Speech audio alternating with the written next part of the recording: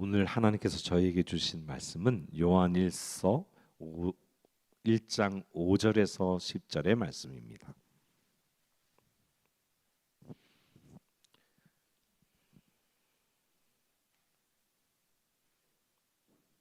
요한일서 1장 5절에서 10절의 말씀을 저와 여러분이 한 마음으로 받들어 읽겠습니다.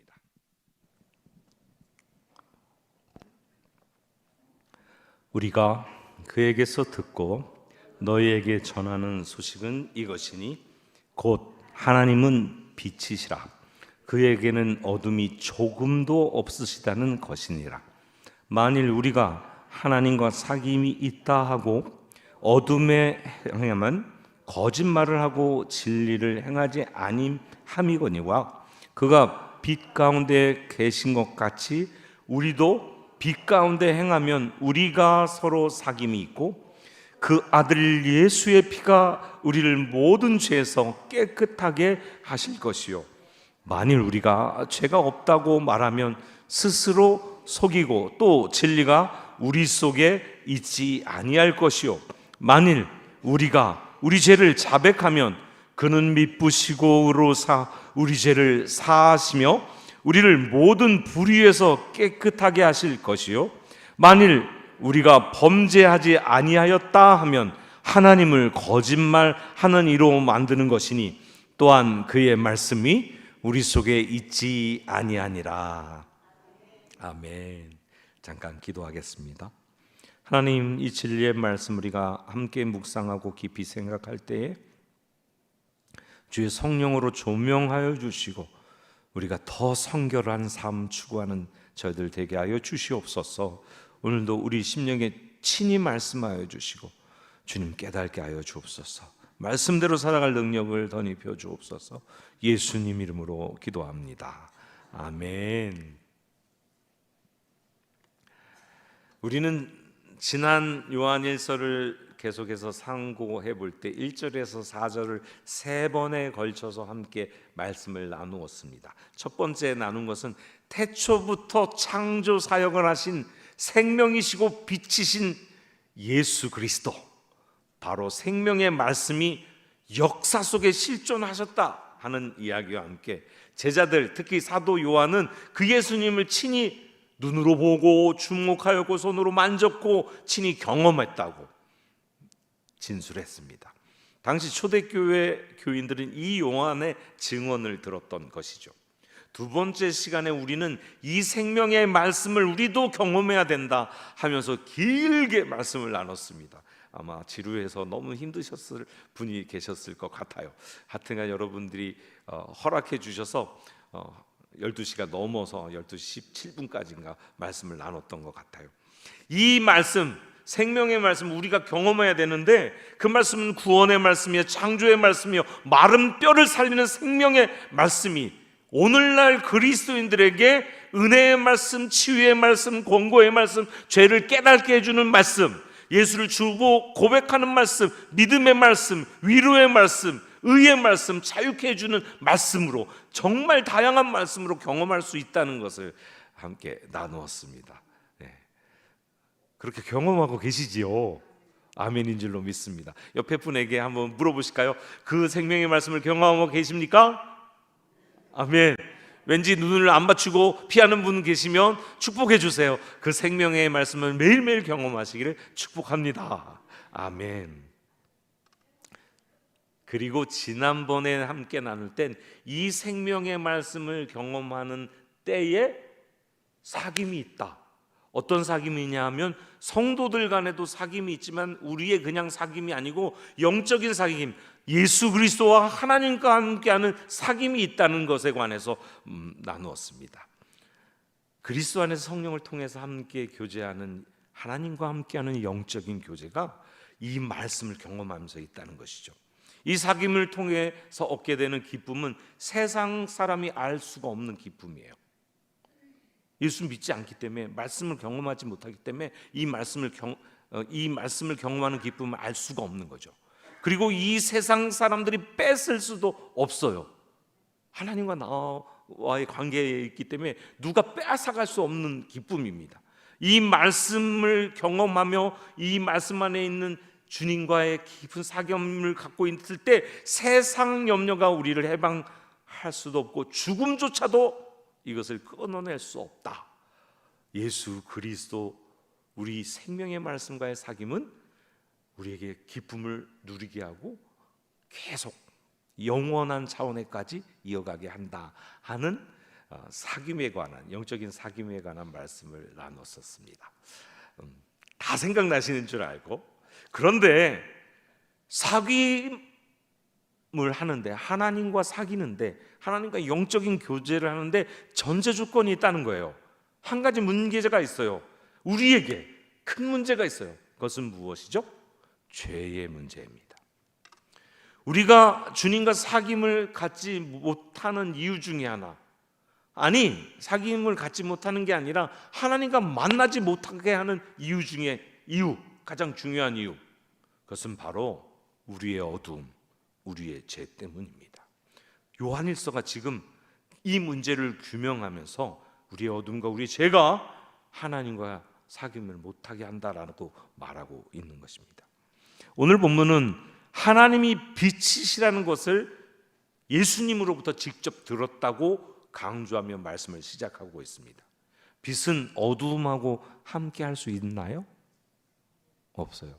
여기 이 자리에 이 전등을 딱 끄면 순식간에 어두워질 겁니다. 근데 불을 켜자마자, 빛이 임하자마자 어둠은 어디로 갔는지 도망가고 맙니다. 어둠은 빛과 공존할 수 없는 것이죠. 그러므로 어둠 가운데 있는 사람은 빛이신 하나님과 만날 수 없는 거예요. 만약에 자기가 어둠 가운데 있는데 빛이신 하나님 앞에 나가게 되면 소멸돼 버리고 말아요. 뭐 죽는 정도가 아니라 소멸되고 말아요. 그러면 죄 있는 우리가 하나님 앞에 나갈 수 없는 거잖아요. 하나님이 보니까 자기의 백성, 자기의 사랑하는 자녀들이 하나님 앞에 나와야겠는데 나올 수가 없어. 죄 때문에. 나오면 죽으니까 하나님의 방법을 만들어내시죠. 출애굽하여서 제일 먼저 간 곳이 신의 산 바로 밑에 신의 강에서 모여서 있을 때에 하나님의 백성들이 하나님 앞에 나올 수 있는 방법으로 제사를 준 것입니다. 제사라는 방법을 통해 자신의 죄를 제물에게 전가하고, 나는 죄로 인해서 죽어야 되는데 나 대신에 내 죄의 짐을 전가받은 양, 소, 비둘기가 죽음으로 죄 없다고 하나님이 인정해 주심으로 하나님 앞에 나아가서 하나님을 예배하고 기도하고 하나님을 섬길 수 있게 된 것이죠. 많은 사람들이 제사를 드리는 것이 예배의 모든 것이라고 생각하는데 그렇지 않아요. 하나님 앞에 나아갈 때 제사를 통해서 하나님 앞에 나아가고 그때부터 제사가 되는 거란 말이죠. 이 사건, 이 제사는 예수 그리스도의 십자가를 예표하는 것이에요. 온 인류가 자신의 죄 때문에 하나님 앞에 나아가지 못하는 그 상황을 인류의 죄를 대신해서 전가받아서 십자가에 달려 죽으심으로 믿는 자를 죄 용서해 주시는 거죠. 죄의 싹을 지불했다고 하시는 거예요. 여러분, 제사가, 한번 이렇게 생각해 봐요. 양을 가져와서 제물을 바쳐서 죄를 전가하고 바쳐서 드렸어요. 그런데 이 제사를 드리는 사람이 이렇게 해갖고 내 죄가 사해질까? 그러면 그 죄가 사해질까요? 않습니다. 네네. 지금 제가 말하는 게 무슨 얘기냐면 제사를 드리는 행위의 문제가 아니라는 얘기예요. 제사를 드릴 때도 여전히 믿음의 문제예요. 하나님이 이 제물에게 전가해서 내 죄를 사해 주셨다고 믿기 때문에 하나님 앞에 나아갈 수 있는 거예요. 만약 믿지 못한다면 나가면서 죄가 사해지지 않고 죽게 된다면 얼마나 무섭겠어요. 믿음의 문제예요. 그것을 이스라엘 백성은 하도 제사를 드리다 보니까 어떻게 해요?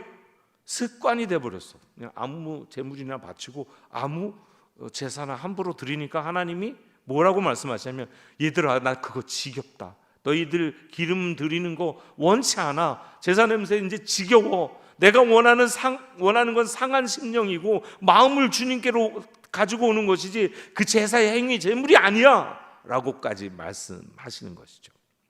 이 얘기를 우리 예배에 적용하면 똑같은 얘기가 되는 거예요. 하나님 앞에 나올 때 하나님 믿는 믿음으로 나오지 않는 예배는 하나님과 상관없는 예배, 곧 하나님께 믿음으로 마음을 다해서 드리는 예배라야 하나님 받으시는 거죠. 하나님과의 관계가 형성이 되는 거죠.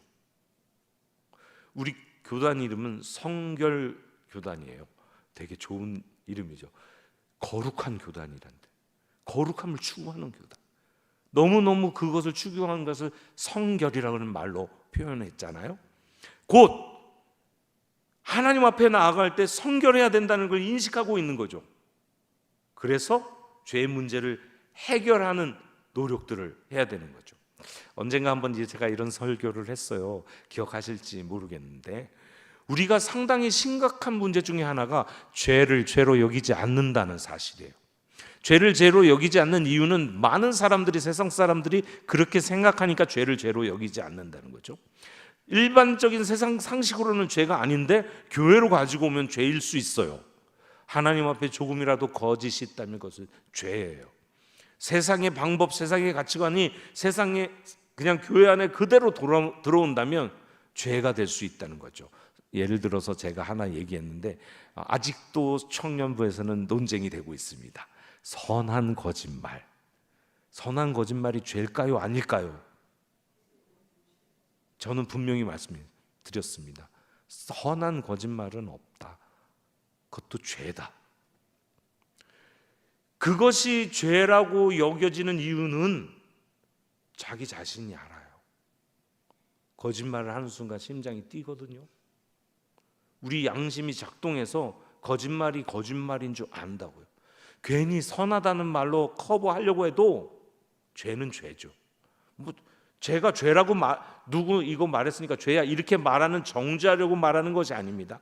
하나님 앞에서 죄는 죄라고 인식할 수밖에 없다는 거예요. 그걸 인식하면 그것을, 그 문제를, 그 조그만 죄의 문제를 해결할 수밖에 없는 거죠. 살아가는 하나님 앞에 나가야 되는데 그 문제가 자꾸 걸리거든요. 그 문제가 자꾸 하나님과 나 사이를 갈라놓거든요.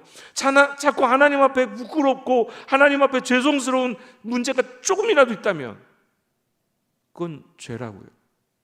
그러면 주님 앞에, 그 보혈 앞에 나아가야 된다는 이야기죠. 죄는 분리를 가져옵니다. 분리는 곧 죽음을 의미합니다. 정령 죽으리라 하신 창세기의 하나님 말씀은 아담과 하와가 죽지 않았으니까 나중에 이루어진 거 아니에요? 이렇게 말하는데 바로 즉시 이루어졌습니다. 죄가 아담과 하와에게 들어갔을 때 하나님과의 분리가 일어났기 때문에 영적 사망 상태에 들어가게 된 것입니다. 죄가 인간에게 들어왔을 때 인간은 급격한 분리를 경험하는데 첫 번째 분리는 하나님과의 분리입니다. 영적인 사망 상태를 맞습니다. 하나님과 연결되어서 사귀는 존재였는데, 하나님과 함께 거닐고 하나님과 함께 대화하는 존재였는데 하나님을 피해서 숨습니다. 죄가 하나님과 사람을 분리시킨 것이죠. 두 번째는 자기 자신 안에 분리가 일어납니다. 하나님이 창조하신 원래의 자기와 죄를 경험한, 죄를 지은 자기가 내부에서 충돌하게 됩니다. 사도 바울이 자기 내면에 충돌하는 자신을 발견하고 오호라 나는 공고한 사람이다 라고 말했던 로마서 7장의 고백이 바로 이 고백입니다. 예수 믿고 하나님을 추구하는 나는 선한 것을 하려고 하는데 죄의 육신에 속한 나는, 옛 자아는 계속해서 죄를 추구하려고 해요. 내 속에 왜 두 마음이 있어서 싸우는 거야? 그것을 나중에 영적인 그리스도인과 육적인 그리스도인이라는 표현으로 설명을 하지만 로마서에서는 그 설명을 하지 않아요.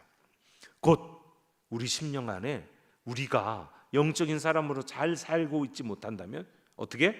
우리 안에 두 자아가 충돌할 수 있다. 바로 아담이 하와가 즉각 경험한 것이 자기 자신과의 분리였습니다. 세 번째는 나와 너 사이가 분리가 됩니다. 곧 아담과 하와 사이가 분리가 됐죠. 둘이 한 몸이었는데 그토록 내 뼈 중에 뼈고 살 중에 살이라고 고백하고 함께하는 한 몸이었는데 사랑하고 보호하고 도와줘야 할 존재가 핑계를 대고 제 탓이라고 책임을 회피하게 됩니다. 네 번째로 사람과 자연이 분리가 일어납니다.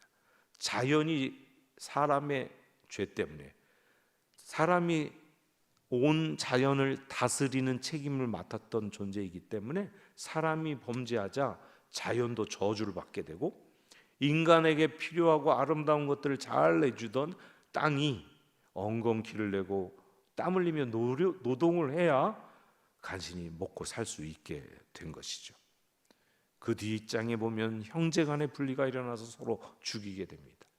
그리고 더 발전하면 부족과 민족 간의, 나라와 나라 간의 분리가 일어나서 자기 중심적인 생각들로 나와 맞지 않으면 계속 분리가 진행되게 됩니다. 곧 죄가 인류 가운데 들어왔을 때 온 인류는 죄로 인해서 하나님과 단절되고 영적 사망에 빠지고 서로의 관계가 끊어지는 안타까운 사건이 일어났다는 것입니다. 뿐만 아니라 죄로 인해 하나님과 단절을 경험한 사람은 영적인 갈급함을 갖게 됩니다. 영적으로 하나님과 교통하는 것으로 영적인 부분이 채워지고 있었는데 하나님과 교통이 끊어져 버리니까 계속해서 무엇을 찾냐면 하나님스러운 것으로 대치품을 찾으려고 해요. 무엇인가 나보다 초월자를 찾으려고 노력하는 것이죠. 계속 초월자를 찾고 무엇인가 특별하게 초월한 존재라고 생각하면 그것을 신으로 만들고 무엇인가 나보다 영원한 것 같은 것을 섬기고 숭배하게 되죠. 그래서 만들어낸 것이 지금 이 땅의 수많은 종교들입니다. 아무리 찾아봐도 그렇게 많은 종교를 만들어도 그 영적인 목마름을, 갈급함을 해결할 수가 없습니다. 왜요? 그 부분은 오직 하나님으로만 채워지는 영역이기 때문에 하나님과 만나져야 영적인 만족함이 이루어지기 때문에 영적인 갈급함이 해결되기 때문이에요. 하나님을 만나지 못한 상태는 계속해서 그 갈급함 때문에 추구하게 되는 것이죠. 이 문제를, 이 단절의, 이 분리의 비극을 하나님이 해결하기 원하셨습니다. 이 비극을 극복하기 위해서 하나님과 인간 사이의 중보자로 아들 예수 그리스도를 보내셨던 것이죠. 예수님이 이 땅에 오셨던 이유입니다. 우리의 구원과 우리에게 영원한 생명을 주시기 위해서 예수님은 우리 죄를 대신하여 십자가를 지시고 그 위에서 돌아가셨습니다. 그것이 바로 예수님의 고난의 가장 중요한 이유가 됩니다. 예수님은 하나님과 우리가 다시 사랑할 수 있도록, 사귐을 가질 수 있도록 하기 위해 스스로 화목제물이 되어 주신 것입니다. 이것을 믿는 성도들은 하나님과 다시 사랑의 관계가 회복됩니다. 믿지 않으면 하나님을 알지도 못하니까 사랑할 수가 없는 상태로 계속 머문 것이죠. 성도의 화목은 예수님이 주 되심 안에서만 가능하게 되는 것입니다. 예수님을 주로 믿는 순간 하나님이 아버지가 되세요. 영접하는 자, 곧 그 이름을 믿는 자들에게 자녀가 되는 권세를 주셨다고. 곧 예수를 믿는 순간 우리가 하나님의 자녀로 새롭게 태어나요. 거듭나요. 중생해요. 그때부터 신분이 바뀌는 거예요. 죄의 노예에서 하나님의 아들, 딸로. 갓난아이가 부모의 사랑을 얼마나 받습니까? 너무 옛날 일이라 가물가물하세요? 그래도 웃으시는 분은 지금 손주들을 보고 계시는 것 같아요. 첫 아이가 태어났을 때 그 아이에게 모든 걸 다 해주고 싶어 하는 게 부모들이잖아요. 하나님 아버지가 우리가 거듭 태어났을 때 그런 눈으로 보신다는 것이죠. 그렇게 사랑을 주시려고 한다는 것이죠. 그런데 내 생각, 내 계획, 내 자존심, 내 편견 계속 남아있다면, 계속해서 자아중심적인 생각을 하고 있다면 하나님과 화목은 그만큼 할 수 없는 것이죠. 곧 믿음은 내 생각과 계획, 내 자존심, 그 고집을 내려놓고 주님의 생각, 주님의 계획, 주님의 사랑을 믿음으로 받아들이는 것을 말하고 그것에 순종하는 것을 말합니다. 만일 우리가 믿음이 있다고 하면서 순종하지 않으면 그건 믿음이 없다는 증거를 자기가 행동하는 거예요. 믿음이 있다고 말하면서 하나님 말씀에 순종하지 않으면 내 생각은 그렇지 않거든? 내 생각엔 이게 더 합리적이라고 생각해. 그 순간 그는 순종하지 않는 상황이고 믿음이 없는 것이라는 거죠. 곧 믿음 없어서 순종하지 않으면 그 믿음은 헛것이고 죽은 믿음이 되고 하나님과 관계가 없는 것이 됩니다. 오늘 본문 요한 1서 1장 5절에 하나님을 비치시라 그에게는 어둠이 조금도 없으시다고 했고 1장 7절에 함께 읽어볼까요? 1장 7절 함께 읽습니다. 그가 빛 가운데 계신 것 같이 우리도 빛 가운데 행하면 우리가 서로 사귐이 있고 그 아들 예수의 피가 우리를 모든 죄에서 깨끗하게 하실 것이요 라고 말씀했습니다. 빛 가운데 행하면 우리들이 하나님의 자녀들끼리 서로 사귐이 있대요. 영적인 교제가 일어나기 시작한대요. 이사야서 59장 1, 2절에 이렇게 말씀하셨습니다. 여호와의 손이 짧아 구원하지 못하심도 아니요 귀가 둔하여서 듣지 못하심도 아니라 오직 너희 죄악이 너희와 너희 하나님 사이를 내었고 라고 말씀하십니다. 곧 죄가 있으면 하나님이 듣지 않으신다라는 이야기죠. 죄가 있으면 하나님 들을 수 없다는 이야기이기도 해요. 하나님과 분리가 일어나니까. 곧 빛이신 하나님 앞에 어두움 가지고 나아가면 자기도 소멸될 뿐 아니라 자신의 소망과 하나님께 아뢰는 걸 하나님 들을 수가 없다는 이야기이기도 해요. 그러니까 어떻게 해야 돼요? 빛 가운데 우리가 생활해야 되는 거죠. 어떻게 빛 가운데 생활하시겠습니까? 그래서 오늘 본문이 있는 거죠. 우리 죄를 하나님께 자백해야 되는 거예요.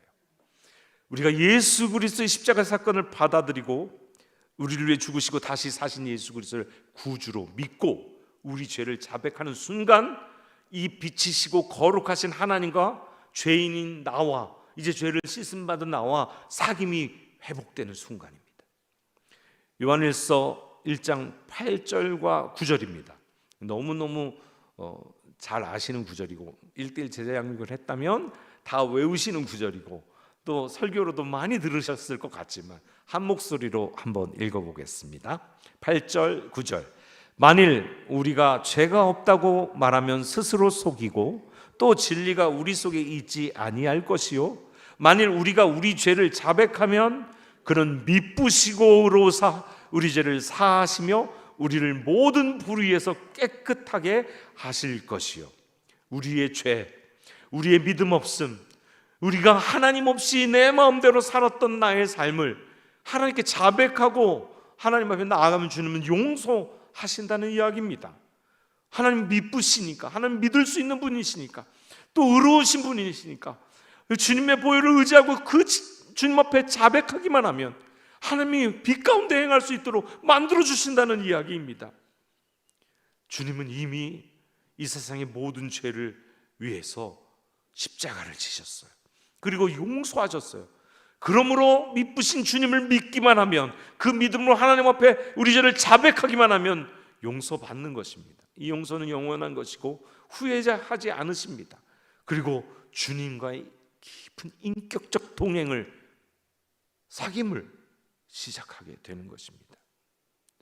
이제 우리는 죄의 심각성을 깨달은 사람으로 또 죄사함의 기쁨을 그 거룩한 기쁨을 간직하는 사람으로 인생을 살아갈 수 있게 되는 것입니다.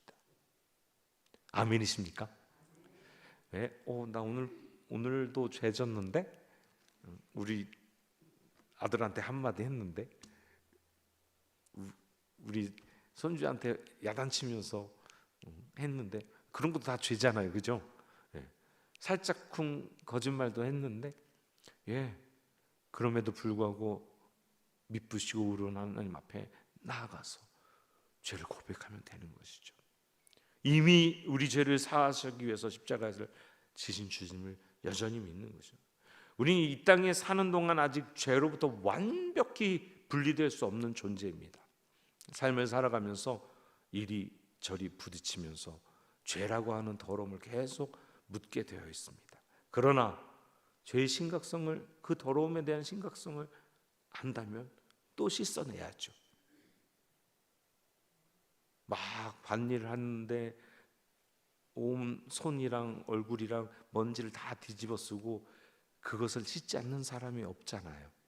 땀 흘리고 일하고 나서 씻지 않는 사람은 저기 그 수원역 앞에서 엎드려서 구걸하는 분 말고 없잖아요. 다 일반적인 사람은 그런 더러움이 오염 물질이 묻으면 그것을 씻잖아요. 죄의 심각성을 느낀다는 것은 죄가 영적으로 나를 더럽게 한다는 것을 심각하게 깨닫는 사람들입니다. 그리고 그것을 깨끗하게 씻을 때 기쁨이 어떤지 아는 사람입니다. 그렇게 하나님 앞에 나아가서 엎드려서 예수 그리스도의 보혈의 능력과 죄의 자백으로 우리가 계속해서 하나님과의 깊은 사귐, 거룩한 사귐, 영적인 사귐을 계속 유지하는 저와 여러분 되기를 축복합니다. 그러므로 이제 보혈의 능력을 통해 거룩하신 하나님, 전능자이신 하나님과 사귐을 갖게 되고 유지하게 되고 깊어지는 한 분 한 분, 곧 성도의 특권을 마음껏 누리는 저와 여러분 되기를 축복합니다.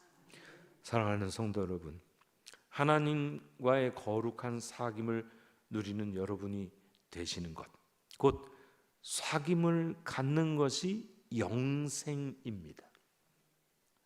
조금 어려운 표현이죠. 우리는 생각하기를 영생은 오래 끝이 없이 사는 것으로 이해를 해요. 그냥 삶이 영원하고 길다로 이해해요. 그런데요, 성경에서 영생은 오래 사는 개념이 아니고요, 영원하신 하나님과 함께 사는 거예요. 하나님이 영원하신 분이니까 그분과 함께 살면 우리도 영원한 삶을 사는 것이죠. 곧 하나님과의 영적인 사귐이 깊어지는 것이 영생이 되는 것이죠. 성령 안에서 하나님과 연합하는 것이 영생이 되는 거예요. 하나님과 예수 그리스도와 친밀한 사귐을 사는 삶은 그의 삶의 질이 풍성하고 보람 있는 아름다운 삶으로 규정됩니다. 그런 삶을 살기를 원하십니까? 아멘. 하나님 나라를 소유하는 삶이 되는 것이죠. 얼마나 풍성한 삶이 됩니까? 그러므로 예수 그리스도와 연합하여 영생을 누리며 하나님 나라를 소유한 자로서 세상 사람들이 모르는 성령 안에서의 교제의 풍성함을, 세상 사람들이 뺏어갈 수도 없는, 어떻게 할 수도 없는 그 기쁨을 누리게 되는 것입니다. 다시 한번 삼위일체 하나님과 거룩한 사귐을 누리는 저와 여러분 되시길 축원합니다. 빛 대신 하나님과 빛 안에서 사귀는 그 사귐으로 말미암아 우리도 세상의 빛의 역할을 감당하는 우리 수원성결교회 성도 한 분 한 분 되시길 축복하며 이 말씀을 드립니다.